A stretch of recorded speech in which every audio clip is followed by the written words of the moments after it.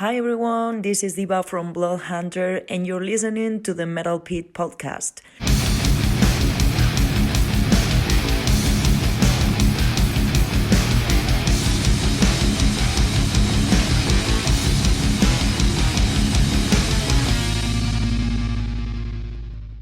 Welcome to the Metal Pit podcast. This is where we dive into the albums and bands that made metal what it is today, or maybe in this case, hard rock. I'm your host, Blake, and my guest is Georgina. I'm writer from the Metal Pit. How are you today, Georgina? I'm doing very well. Thank you for having me, Blake. Hi, everybody. Okay, and as always, visit our website, the Metal Pit, at www.themetalpit.org. And you can follow us on Facebook and Instagram at the Metal Pit. And for the podcast, there's a metalpitpodcast.com for the website with all the episodes on it. And you can follow our our Facebook and Instagram for the podcast, which is at the Metal Pit Podcast. And our YouTube channel is at the Metal Pit 666, where you can view, if you want to, our 100th episode that was just released last week. And I actually put it on YouTube, even though I don't know if I want to keep doing that, or I'm not going to keep doing it all the time, but maybe once in a while we'll do that. But anyway, it's there if you want to watch it. Watch me looking down at my notes most of the time. And if you have any suggestions, comments, whatever, email me, podcast@themetalpit.org. And we're going way back in the time machine today to, and I guess we won't even really call this a heavy metal group, even though they did start to get some heavy metal, but they did inspire a lot of heavy metal. But we're going to talk about Aerosmith. You want to say anything about Aerosmith before I read a little blurb on them? Boy, I can say this is that this album was released like 50 years ago, Blake. This is like the anniversary. It was actually released, I think, on April 8th. Oh, so yeah, that's right. Yeah. So this album is half a century old, everybody. Yeah. The band members are like, I don't even know, do they still play? They haven't had an album in a long time. I don't know if they still play or not. No, I'm not sure. 70s, at least. Yeah. I see them online all the time. Like their clips on Facebook and stuff like that. I think they're more into doing interviews. I'm not sure. Yeah. Well, let me say, okay, so they're, in case anybody doesn't know, American rock band, we'll call them, formed in Boston in 1970. And of course, the group consists of Steven Tyler, singer, bassist Tom Hamilton, drummer Joey Kramer, and guitarists were Joe Perry and Brad Whitford. I don't know if they're currently doing stuff, because most of my info here is from Wikipedia here, some of this bio stuff. So I don't know if that's a current band or that means that was the band, because I don't think I even made a note of the band for this album. And we're doing the third album, Toys in the Attic. Sorry, we didn't mention that. Yeah. Let's see. Yeah, so their style was rooted in blues-based hard rock, and then they expanded into some heavy metal. They did a rap thing with Walk This Way and Run DMC. Yeah. And then they influenced lots of glam metal, like Motley Crue, probably, Cinderella, the hair metal kind of stuff, I think, was influenced by them. And let's see, and I guess they were sometimes referred to as the Bad Boys from Boston. Oh, I can see that. Yeah. And they have 15 studio albums, but they haven't had an album since, I think it was 2012 was the last one, I think, like a real studio album. Okay, and do you remember, this is going back a long way, I'm sure you were in school, but do you remember when you first listened to Aerosmith? Probably, was it like this album, probably? Walk This Way, maybe? Oh, I definitely. The thing is, this soundtrack is a part of my childhood. Toys in the Attic and their next album, I think, what was it, 1976 Rocks, are, in my opinion, are the very best of Aerosmith. And this actually was my first album that I ever purchased. That's why when you asked me to do it, I was like, oh my God, this was like the first vinyl record I ever bought. And I bought it because the toys were on the cover. And this is a true story. I was drawn to the toys on the cover. And I remember every day when I got home from school, I would listen to the whole album over and over again. And then I remember my dad had this like miniature pool table in the basement. And I would sit there, I was like a cool young girl. Well, hey, matter. And I would sit there and I was like playing the pool table, miniature pool table. And then I would listen to this. And as I prepped for this podcast, listening to it again, it brought back all of these memories of me being a young teenager. And I think I must have been the only kid on my block that was listening to this. Yeah. So this was definitely a big part of my music foundation. And the thing that I love about Aerosmith is the chemistry they have with each other. I've never seen them live, but I watched videos over the years, and there's this beautiful, playful banter between Steven Tyler and Joe Perry that would give me butterflies over the years. So it always goes back to this album. Like I said, when you asked me to talk about Toys in the Attic, this definitely has a big dent and notch in my life because this is the first album I ever purchased. Now, I think for me, I probably heard either Walk This Way or Sweet Emotion on the radio. It was probably the first time I ever heard them. I'm thinking, I can't remember if my brothers had it, possibly. I have two older brothers. They could have had Aerosmith. But I don't know. I just think it was probably on the radio that I heard it. And when I started playing guitar, I always wanted to try to learn how to do Walk This Way, the intro thing. And I don't think I ever did figure it out because I'm not very good at playing the guitar. Well, But let's wait. Where did oh my god? There's lots of notes here. Oh, and I did see on Wikipedia they toured in 2023, and that said the farewell tour. But of course, lots of other bands have had farewell tours. I know exactly. Yeah, I'm laughing here because I know exactly what you're talking about. Yes, I did 3 or 4 of them. Very true. But anyway, let's see. I did have some notes. I know you have some notes you might say at the end. Now I've lost it because there's so much since they've been around for so long. They have one interesting factoid. I mean, it wasn't really a factoid, but it's just a year, right? Just being in the 70s. Like when I think of the 70s era, my parents came to America in the 70s. And I think of bell bottoms. I remember my mother was a very busty woman, and she would wear these beautiful bed bottoms, these beautiful bell bottoms and these great looking shirts. And I think going to Times Square and traveling with my mom on West 44th Street, I think I remember the original record plant where these guys recorded this album like in Times Square. And that was the era of Taxi Driver. You ever see the movie Taxi Driver? No, but I know what you mean. Yeah. Oh my God, if you watch it, that's how New York City was. And just what you did back then is like you watched out for muggers and hustlers and all these like cheesy, mediocre theme chain restaurants and stuff like that. But there's this vibe when I just listen to this, I just think of all these cool things. And I don't know, it was such a great year. Obviously, I was just a little girl, but there was some kind of vibe to the 70s. And this record definitely just meshes in there, and it takes us back to such a different era in time. It really does. Yeah, now I lost where I was going to just say something, and now I've lost where it is. My stupid tablet here.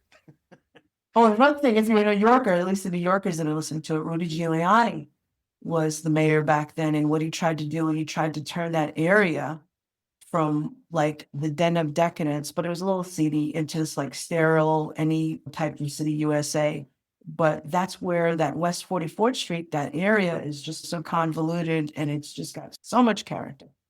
Okay, maybe we'll get to the songs, or maybe I'll find what I was looking for later, because there's so much on it was part of the Wikipedia, but now I can't find it because I moved my.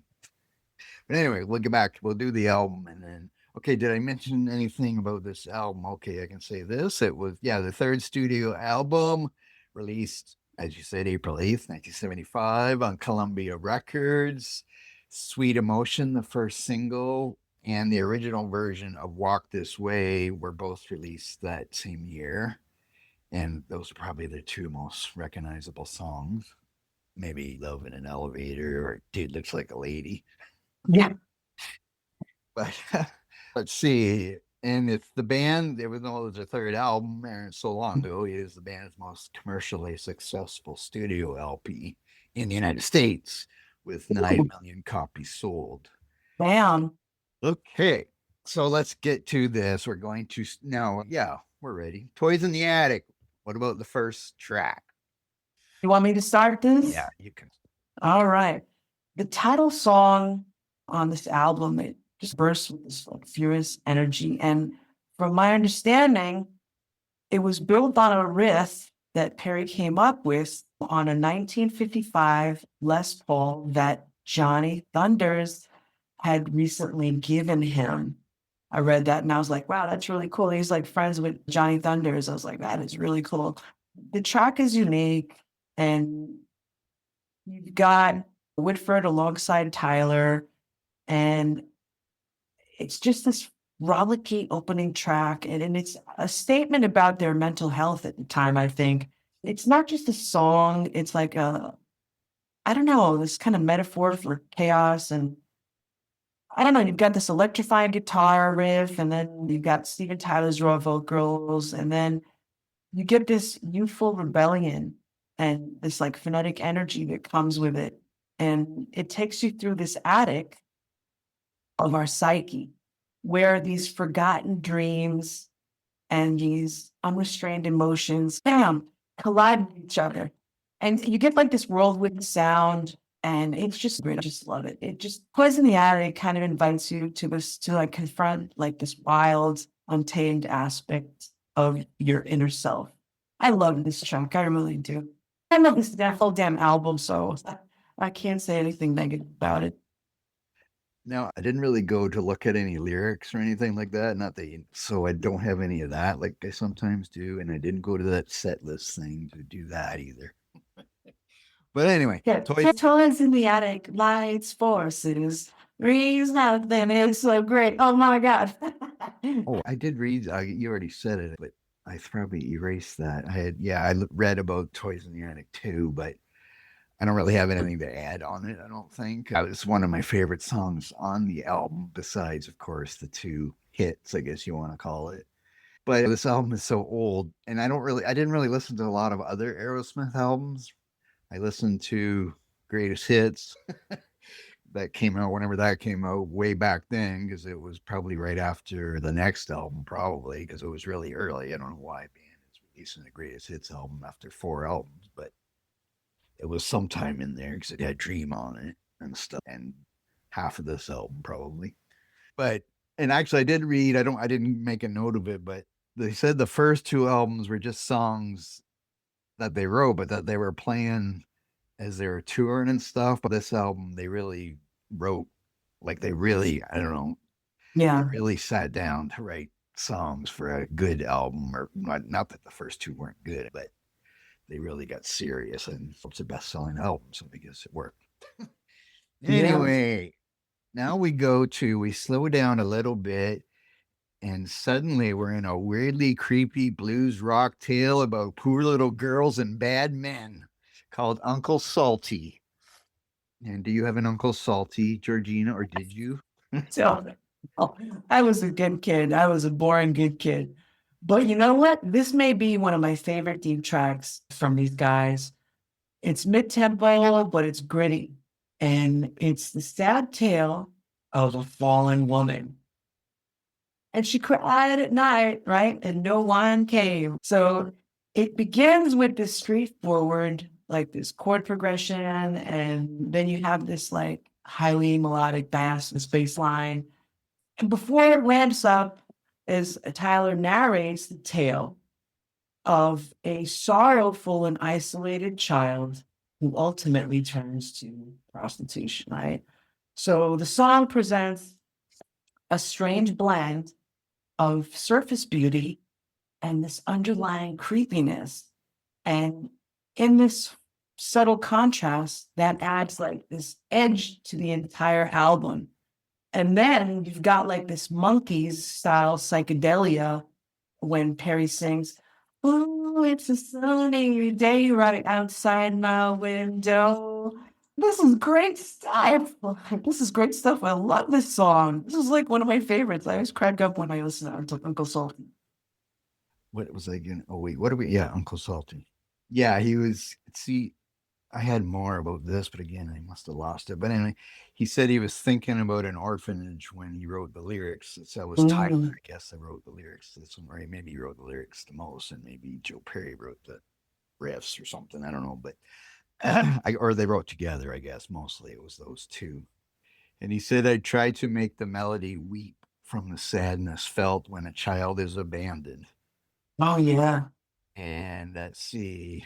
And Salt, I don't know if this is like a true story that he knows or if he just made it up, but he said Salty worked in a home for lost children and had his way with this little girl or something. And then that little girl, whatever. Yeah. And then Uncle Salty, whatever. Uncle Salty, I don't know. Okay. If there's something like that, like the creepy uncle, let's hold the creepy uncle. Remember Uncle Ernie in, what do you call it? In Tommy, what Keith Moon played Oh, no. Uncle Ernie. Same vibe. Okay. Now we go to Adam's Apple. And what do you think of Adam's Apple? Steven Tyler is teaching us about the Garden of Eden here, kids. That pretty much basically, but it's another great riff that's implanted in here. Eve gets a bad rap when it comes to the apple. And Lord, it was love at first bite, right? So it features this provocative vocal performance. You got these gentle horns that support the chorus, and it brings this like appealing touch. And you have this harmonious guitar being exchanges in the background between Whitford and Perry.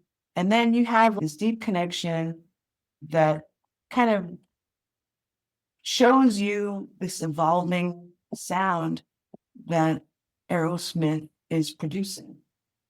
Great song. I'm not going to sing. I'm not going to share. I love this song. I love all these songs. Damn it. And yeah, they're very bluesy, of course. You can Oh, yes. their songs. And yeah, the song is bluesy, bouncy, and blasphemous. Oh, yeah. That's the next way to put it. Yeah, okay. And then we go to, I guess, probably the most popular Aerosmith song ever, I'm going to say, and that's Walk This Way, which I'm sure we've heard too many times now. But anyway, let me hear what you have to say about Walk This Way. The way that Kramer took advantage of the open close hi-hat really pretty much shows, and it keeps the band together with that. And everyone kind of says that Aerosmith were always considered a poor man's Rolling Stones. But I sometimes hear a lot of James Brown in their music, believe it or not. I was a high school loser, never made it with the ladies, was a lyric, right? that resonated more than it should have to a lot of high school boys and maybe girls too. Yeah, that's basically a chuckle moment, guys. And what's even cooler is that in 1986, you had that hip hop group, Run DMC, who also covered Walk This Way in collaboration with Aerosmith. So it got another generation and another genre to respect Aerosmith. And I thought that was really cool. Obviously, one of their flagship songs. Everybody's heard this song. People have redone it. People karaoke this. It's still out there and everyone loves it. And Tyler, he kind of raps on the song before Yes. rap was a thing. So this could be the first song that has any rap in it. I'm sure there's lots of people that would argue that. But anyway, now I did read, let's see, they were having trouble figuring out, they needed one more song, I think. I think this is actually the last song they made for the album because they were having trouble. They liked his riff, Joe Perry's riff, but they didn't have any lyrics to go with it. And they struggled to find lyrics until they went to see the movie Young Frankenstein. And there was a line in the movie where I don't have the character's name, but anyway, probably maybe it was Young Frank or maybe it was the doctor. I don't even know the movie. It's some comedy. I think Gene Wilder might have been in it. Oh, Young Frankenstein? Yeah, okay. But I'd be normal. I'd be normal, of course. You ever see this? Hilarious. I might have seen it once, but years ago. But I guess there's a line where he tells someone to walk this way. And so that's where they got the line for that. Oh, And gotcha. then he Wow. wrote the words in a stairwell after losing his original draft cab. Oh, that's a great story. The lyrics about teenage sex, playful rhymes, early rap. Let's see. Perry admired how filthy and catchy it was. And was there something else I was going to say, or maybe that was it? Yeah, that was it. Yeah. So that was probably, and like I said, it was probably the first song I ever heard by Aerosmith. Even Oh, wow. maybe it was Sweet Emotion. It was either Sweet Emotion or Market. It's hard to remember. They were both on the radio. Of course, all we had back then. Right. Okay, so now I want to know, Georgina, do you like my big 10-inch record? Wow. Well, Rick, I still shuffle around the house listening to it. This one's, you know what? I was a huge big band swing fan, and I love the era. I listened to Duke Ellington, Count Basie, and I even love Benny Goodman, believe it or not. And Aerosmith truly embraces the rhythm and the vibe of this big band classic here, which I think, from what I read from who originally made this famous, Bull Moose, right? Bull Moose Jackson, back in 1952. So, Of course, I have all his albums. yeah, I knew you did, damn it. I knew you did it. So they basically, what Aerosmith did here was genius. They resurrected a tune from 1952, and this was a rare moment of comedy from Aerosmith. I absolutely love this tune. There's this great harmonica solo, liquor, what is it, quote unquote, liquor just to make her flinch. And basically, here, the band demonstrates their versatility here by they're showing us that they're able to tackle like various music styles with elegance and obviously with a lot of flair. You've got these vibrant horns, you have this honky tonk type of piano throughout, and Aerosmith allows the song to basically shine, while Perry and Whitford, they contribute some of the most stylish riffs here that that someone could come across. And Tyler, being his charismatic self, and you guys know that is like 110% true, he enjoys this, like, the double meaning of the lyrics, right? What got brilliant, I mean, say about expressing his delight as he sings, "She loves my big 10-inch." And What double meaning do you mean, Georgina? I don't know. Come on, read between the lines. You're a big man. Between the lines, young man. And I think it's just great. It's a great song. Always brings everybody a smile. Good stuff. Like they say, they pause before they say record, of course. So they say, "He just loves my big 10-inch record of her favorite blues." Yes. Excellent.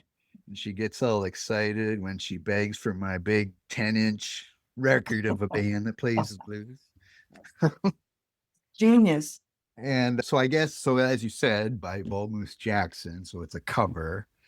And that was an R&B hit in 52. But I guess they heard it on the Dr. Demento's radio show. Do you know Oh, Demento? I've heard of Dr. I don't know Demento. if this guy in 52 meant it to be a joke or not. I don't know if the lyrics are exactly the same. I didn't really look at that.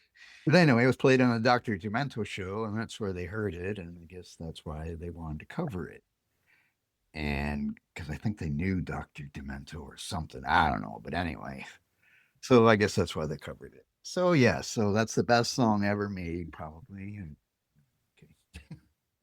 All right. Okay, then we go to Sweet Emotion. And what do you think? I love this track.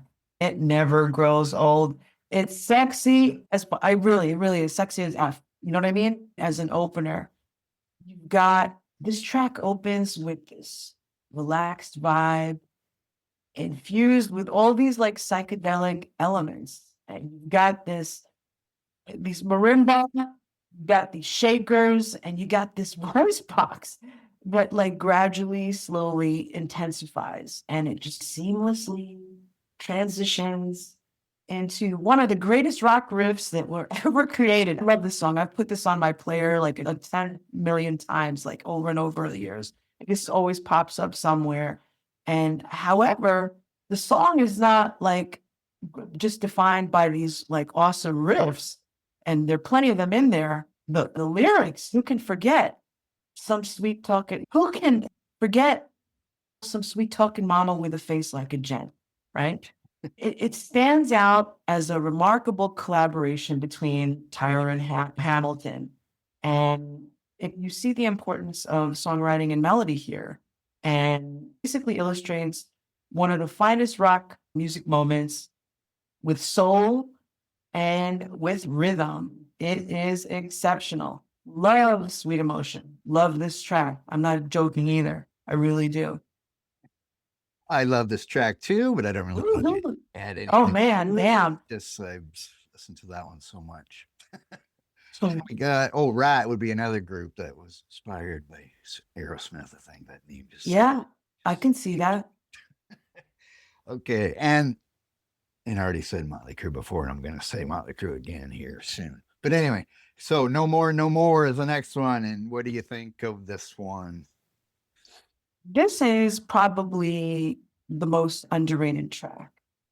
And it's propelled by this great lead guitar work and piano.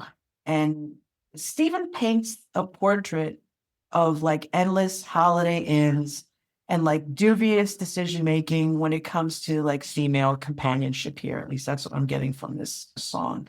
And Stephen delivers this impressive performance, and he's reflecting on his like complicated feelings towards this crazy rock and roll lifestyle. And he says, if I don't stop changing, I'll be writing out my will. No man, no more. So he might be right there, but he's gotten this far. The the piano melodies enhance the appeal, and it's a lovable song. It really is. And Kramer deserves a special mention because he's maintaining this groove throughout the entire, I think it's like what, 4.5 minutes of this track. Great song. Great song. I think when I posted this on my Facebook page, one of my friends is like, this is my favorite track of Aerosmith. And I'm like, really? I said to myself, I picked this one. I was like, wow. It is a great song, though. It is a great song. Yeah, I like the start of it with the guitars, how it's like slow, but whatever. But yeah, and it is, as you said, about, I guess, life on the road, the boredom, Chicks. the disillusion, the holiday inns, the jailbait. That was Yeah. Georgina. I was a Van Halen fan when I was a little teeny girl. I would have been a groupie then for Van Halen. Oh, yeah. For Van Halen, Mhm. Aerosmith. No. Now we got the song. I should have waited for my Rat comparison now, but now we got the song Round, which of course is also the name of a Rat single. Probably their biggest song was called Round, and I'm sure they probably got the idea from this. But what do you think of Round and Round? This is a truly unique song. It presents like a slow, gritty groove, and this relentless riff that persists for how long is this song, Blake? This is another long song. 5 minutes. 5 minutes. And Tyler's vocals, they a sense of malevolence. And it's reflecting on the erosion of trust in a failing relationship, right? Going round and round. Amidst the heaviness of this song, you see this chord progression. It provides like a little bit of light and brightness yet, but this like brief little interlude doesn't detract from the dark energy that kind of fuels the whole darn piece. And it's, I think, one of the hardest tracks that they've ever done. Did you read about that as well? No, I'm just from listening to it, I would say. Right. Yeah. And I think this points the way towards where they would eventually go on the Rocks album. And I think Round and Round serves as a reminder that while life may be a never-ending cycle, there's always hope and strength to be found in music. I know it's a big strength for me. I love heavy metal and rock and roll. And yeah, this song is even a little doomy a little bit. And yeah, Definitely. probably the heaviest one on the album. Probably, and maybe, I don't know, like I said, I don't really listen to a lot of Aerosmith after. Like, I'd have to probably listen to Get Your Wings again. I'm sure I did listen to it once, but I haven't. I listen to this album that we're talking about now once in a while. I'll throw it on or whatever on my Spotify, but I never listened to any of the other ones. I did back in the day, like the Love in an Elevator and that Dude Looks Like a Lady stuff. Pump or whatever, that album. I got into more heavier stuff, so I got away from. Now this song, the next one, the last song, You See Me Crying. I swear, when I listened to that this week, I was sure I was hearing Home Sweet Home by Motley Crue starting. But anyway, what do you think of You See Me Crying? I see that connection actually, just like listening to the song in my head, and I was like, yeah, you can see that little connection going on there with Motley Crue. Yeah, the Sounds a piano bit. part is really where I'm hearing it. You see me crying, Blake? You see me crying. You don't have your camera on. No, I don't. I don't. This closing track of the album established a template for, I guess, several of Aerosmith's ballads. And I think this one was heavily influenced by the Beatles. It had this kind of this grandeur style and this kind of orchestration.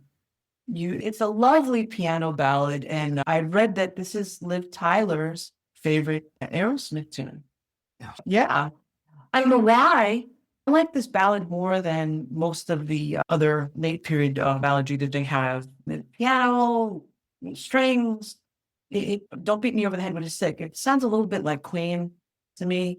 You got, right? This elegant piano-driven rock ballad. It captures Tyler's like sorrow.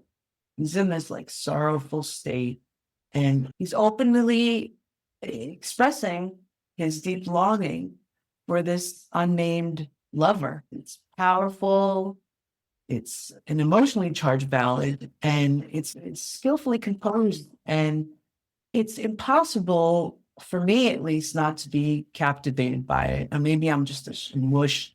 You See Me Crying, it resonates deeply with anyone who's experienced love or the end of a meaningful relationship. And I've been there a couple of times, right? And recently too. And it's not fun. And the songs got this timeless appeal, and it has the ability to connect with fans on a deep personal level. So for me, it makes it a true classic in the rock and roll genre. And it's making me want to grab a Kleenex right now, Blake. Snap out of it. Yeah, I'm sorry, well, I'll snap out of it. And yeah, I don't usually like ballads, as I've said on this podcast, probably every episode. Yes, you have. But I don't mind that one. Like I don't shut it off when that comes on. It may be fitting that they put it at the ends for people that don't like it, but I don't know. I don't mind it, and I like the Dream On ballad too. But those would be the only two ballads I even really remember of Aerosmith would be Dream On and You See Me Crying. Again, from my lack of really listening to them too much. Okay, now we're gonna rate it. What are you rating it? Oh God, I have Toys in the Attic remains, to me at least, one of the band's best. And this product is so well produced, and I give it a 10. Whoa. Yes, I'm giving this a 10. I'm giving this bitch a 10. I think I'm gonna give this 9 big 10-inch records out of 10. Well, good one, Willie. And you said you've never seen them live. I haven't. I wish I had, but I haven't. I did see them live once. Once. That must have been a great show. It's hard to remember. It's so long ago. But see, they played with, let's see, it was Aerosmith's tour, but they brought, Skid Row, I think, with the openers. Oh, I could see that. But there was also Warrant, I think, was also there. And then Metallica was also there. Oh man, I'm jealous. And so I can't remember the year, but I would say it was, after Injustice for All. It wasn't Metallica's tour. They were just a special guest. I'm not really sure exactly why. But anyway, so it was a nutty kind of a show because Metallica was still new then to, because if the people were there to see Aerosmith, they were the older people at the time there to see Aerosmith, and they might not have known Metallica yet. All they knew was that they played heavy metal, fast heavy metal. So this was at CNE Stadium in Toronto, which is where the Toronto Blue Jays used to play many years ago. But there was like 50,000 people there, I think. Oh my God, I can only There was imagine. fights all over the place because the Aerosmith fans didn't really like the Metallica fans because of their banging their heads and whatever, all the shit they were doing. So there was all kinds of fights for some reason. I don't know why, but I just remembered that there was fights. There was a bunch of group fights. The thing was that 90% of the people's T-shirts were Metallica. Did Steven Tyler come out bare naked? Was he just wearing like pants and a bunch of like his headbands? He's got this style. Like I think there's so many people. I think the person that I think really topped this style, because Steve Perry, he's got that thing where he dances around a little bit like Mick Jagger. But I think Ian Astbury he's the English singer from the band The Cult. When I look at him swinging around, I'm like, this sounds like the English version of Mr. Tyler. Like he's influenced so many people in style and his stage performance. So I was just wondering, I was like, did he come out with a headband?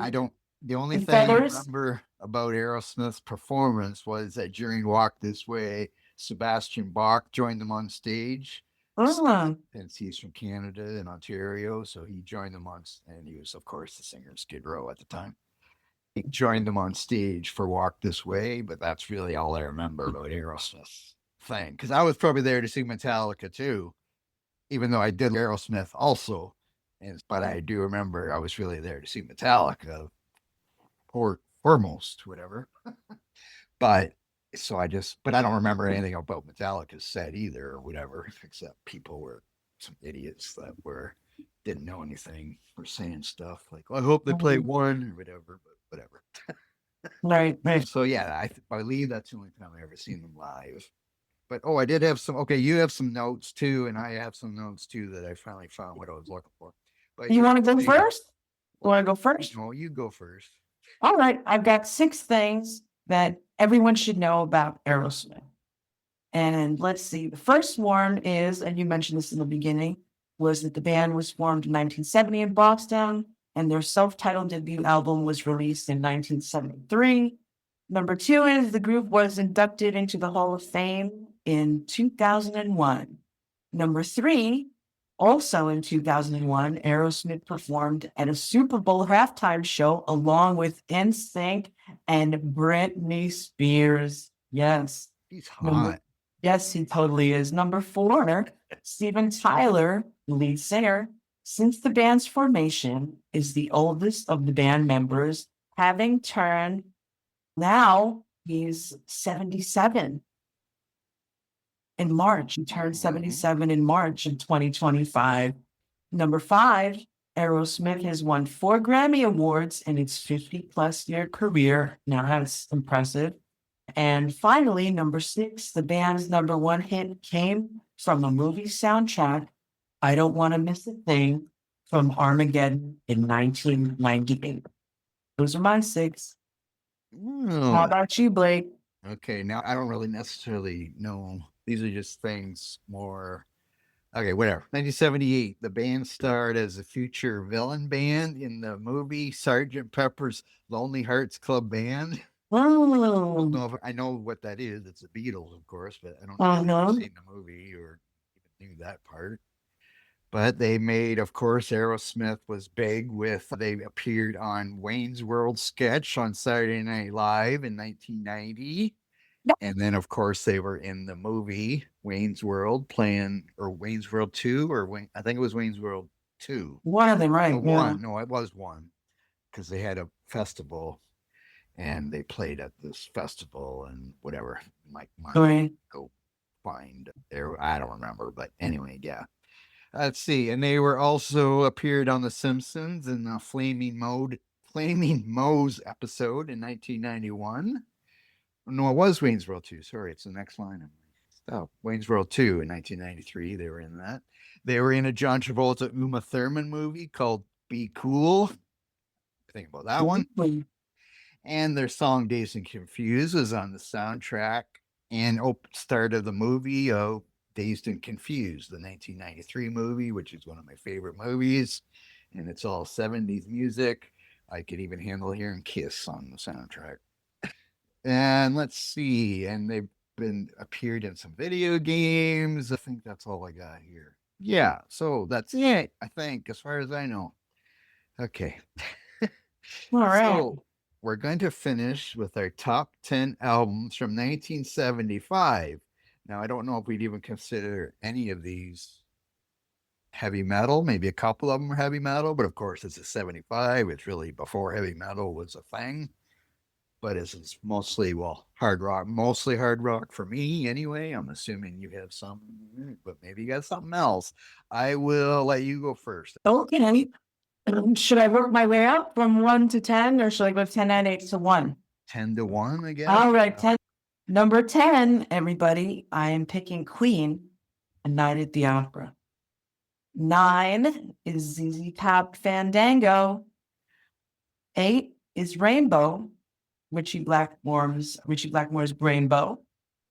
7 is Pink Floyd, Wish You Were Here. 6 is Kiss Alive. You're laughing? No, it's okay. 5 is Black Sabbath, Sabotage. 4, I love Jeff Beck. I picked Blow by Blow. I really do. I love Jeff Beck. He's a great guitarist. It was now. Rest in peace. 3 is Bad Company. I'm a big Bad Company fan. Straight shooter. 2 is one of my favorite albums. Maybe one day we'll cover this one. Led Zeppelin, Physical Graffiti. I love Custard Pie. That's one of my favorite songs. And number 1 is Aerosmith, Toys in the Attic, everybody. This was a no-brainer for me. And that's my top 10, Bray. Okay. Now, where is mine? Yeah. Okay. Now, I had a little trouble getting 10, so I have a greatest hits album on my list. Oh, that's all right.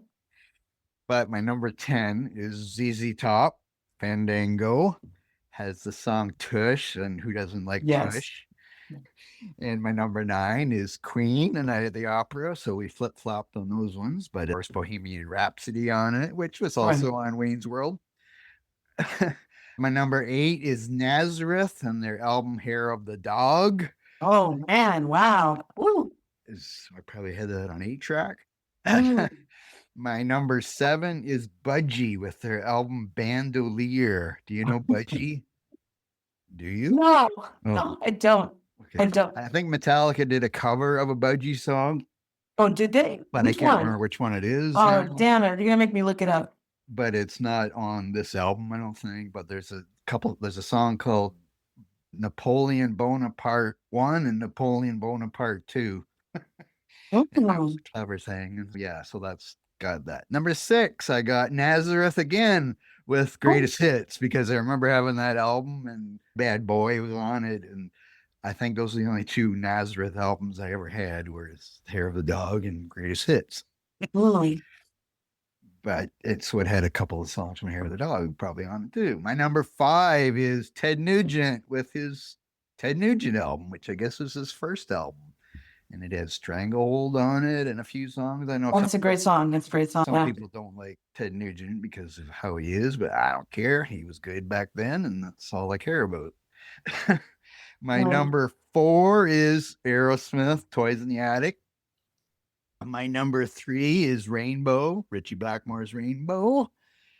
And my number 2, which wasn't on your list, is Alice Cooper and Welcome to My Nightmare. Oh my God. Yeah. How can I miss that one? But yeah, that's a good one. I still listen to that regularly. Black Widow, and it's kind of weird and stuff. And it's really the only Alice Cooper album that I ever listen to anymore, is that one. And my number 1, which is also one that you said, Led Zeppelin's Physical Graffiti. which, yes, it's a long album though, but yes, that could be a podcast. I'd love to do that one. Excellent. Okay, so there we are. What time is it? Oh, we're about 45 or 50 minutes. That's okay. Yeah. So yeah, I'm sure people already knew Walk This Way, Sweet Emotion. And they got a little commercial after that, of course, but that's just the way it was back then and stuff like that. But anyway, this album is, like I said, their best-selling album, at least in the United States. And I'm assuming I have one. I have one actually, Blake. How did Aerosmith get their name? Do you know? No, I don't know, and I don't think I saw that. No. How? The band's name Aerosmith was inspired by drummer Joey Kramer's listening to Harry Nilsson's album Aerial Ballet. Yeah. Yeah. Okay, sorry, I was just skimming my notes here because there's too much going. I know there was a lot of stuff that Joe Perry left the band and then they came back and blah blah blah, but we're not going to get on all of that. If you like to read, go to Wikipedia and read the thousands of words about Aerosmith and the Toxic Twins. That's what Tyler and Perry were sometimes referred to as. And it's surprising they're still alive, because I'm sure there was a lot of drugs involved too and alcohol back then. I didn't even realize that they had, I know that Kiss has an army, but Aerosmith has a fan base as well. They're called the Blue Army. Did you know this? No, I did not know that. Yeah, the Blue Army is known for its loyalty and passion, often wearing blue jeans and jackets in support of the band. I know you're a big blue jean guy. Yeah. Yeah. And I wear a jacket. Okay, and this is our, by the way, since I think, did I say this at the start? This is our 101 episode. Wow. Time flies, Blake. Yeah, so I guess we're done here. Again, remember, check out the Metal Pit website. And if you're still listening, I could still use a few more writers, not to maybe write about stuff that's 50 years old, but to write about some new stuff. But yeah, so thanks, Georgina, for joining me. You're welcome, as always. And let's see, I think I can announce this. The next podcast episode is going to be me and Eric and James from the Metal Pit.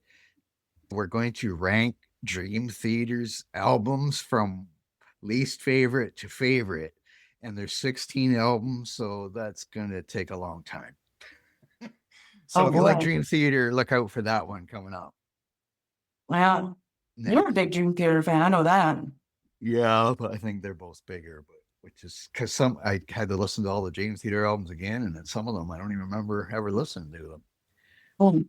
Because I think I got into some heavier stuff, so I got away from them. But anyway, so that's what's coming up next. So thanks everybody for listening, and make sure you find us on Facebook, Instagram, and all those places, and we will talk to you next week. Bye, everybody.